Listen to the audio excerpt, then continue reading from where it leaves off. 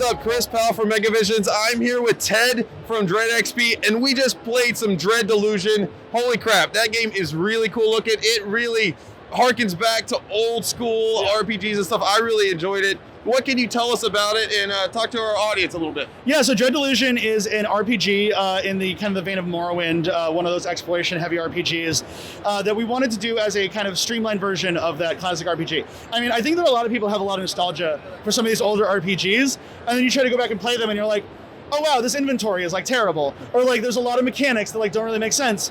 And so what we wanted to do is wanted to try to take a look at a lot of those mechanics, a lot of those old school RPG like styles, and try to streamline it down into a experience that is more focused on recreating that feeling that you got from the RPGs without a lot of the frustration that you got. So we wanted to try to take some of those mechanics and like kind of go back to those styles of games where it was more about figuring out what you can do with the mechanics than wondering what you're missing.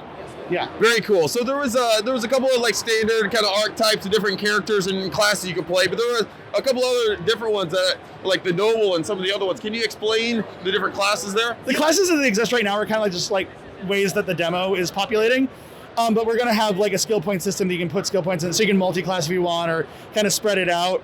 And you know, but we didn't want to. What we wanted to do is we wanted to make those choices feel like rewarding. So if you're playing as like a warrior character, it's not just that you're dealing more melee damage. Like we wanted to make it so that there's an exploration factor to being a warrior as well. That you can like tank your way through things that other people would have to sneak around. So like it's a different way of interacting with the world.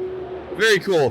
One of the things you were telling us before we were playing, I think it was the Rogue, you were saying that you guys were kind of experimenting and working a little bit. There was kind of a crazy bug that happened that ended up being kind of fun. Can you talk to me a little bit about that? Well, basically in our preview build, if you like stacked speed spells, you can get too fast and like trigger fall damage just by running, or like just doing a little bunny hop would be like so far that you would take fall damage.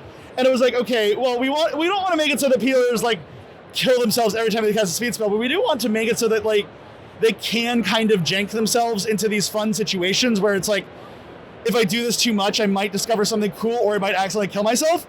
And so like a lot of our design philosophy is finding fun stuff like that, and just kind of like, instead of immediately being like, oh no, that's a bug, take it out, it's like, oh, well, is this adding something? Like, can we do something fun with this? You know, half the reason people love the original Dark Souls so much is that you can just go that direction and fight skeletons and go through the catacombs, and it's hard as shit, but you can do it. Right. Like, or you can go downstairs and go to New Anne Orlando, like, right away. And so like, yeah, let's do something like that where you have a lot of that freedom. There are some barriers in the game, but like, we wanted to kind of minimize that and just make it so that it was more about, if you want a sequence break, go right the fuck ahead, you know? I really like too the music in the game, because it just felt like really kind of mellow and chill. So if you wanted to like maybe play the game a little slower and just kind of relax, it seemed like you could do that too. I really like that aspect yeah. of it. Well, not in this demo because your heart explodes after 15 minutes, but in general, yeah. I was like, I played the game and I saw these clockwork contraptions and I heard this music, and it just like, it immediately got me. And like when you're playing the game and you hear the music and you're looking up and you see this like slowly rotating neon star, and you're looking in the distance and you're kind of wondering where to go, it hits you in a way that is like visceral. You know, you're like, oh, I feel this. And right now, our process of developing the game is we want that feeling to be throughout. Like we want it to be a game where you're kind of looking at this world, figuring out where you want to go, and choosing adventures at your own pace. So yes, there is a slower vibe to the game. I mean, the combat is relatively slow. It's kind of more like Kingsfield than it is like anything else in terms of the combat.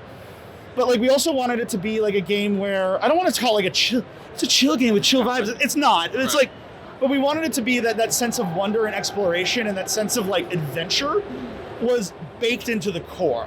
So if you want to take it more slowly, if you want to like look for all the plants, if you want to find all the coins, all the delusions, there's something for you there. There's always something around every corner to explore, and that's what we're currently doing, is just filling out the world so that every nook and cranny has something to find. That's very cool. I can't tell you what, I really want to play some more of the game. Where can fans find it, and when will they be able to play it? So you can wishlist it on Steam right now. We are probably going to be putting up well, I don't want to speak out of turn, but like, we're probably going to be putting up the PAX demo for people to play online after the convention, just so that we can get more playtesting on it. The early access games that I like are the ones where you get constant updates, constant feedback, where you really feel like you're part of the development cycle. And that's what we want to do with Dread Delusion. We want to be, doing like weekly developer updates. We want to be doing monthly big updates and actually develop the game, not, in tandem with our community. Like, I want it to be one of those experiences where it's like the developers are listening and they care, and because we do. I mean, like, we're not making this game because we're like, oh, that Morrowind money. Like, we're making this game because this is the kind of game that we want to see, and like this is the kind of game that I want to play. And so like we want to know what other people in the community that also want to see this kind of game, that also want to play this kind of game, what kind of game they want to see. And so, that's the reason we're going to be doing early access the next couple months. Yeah. Very cool. So definitely check out some more Dread Delusion. Wishlisted on Steam, like you said. Be sure to subscribe to everything on Megavisions for more PAX East coverage.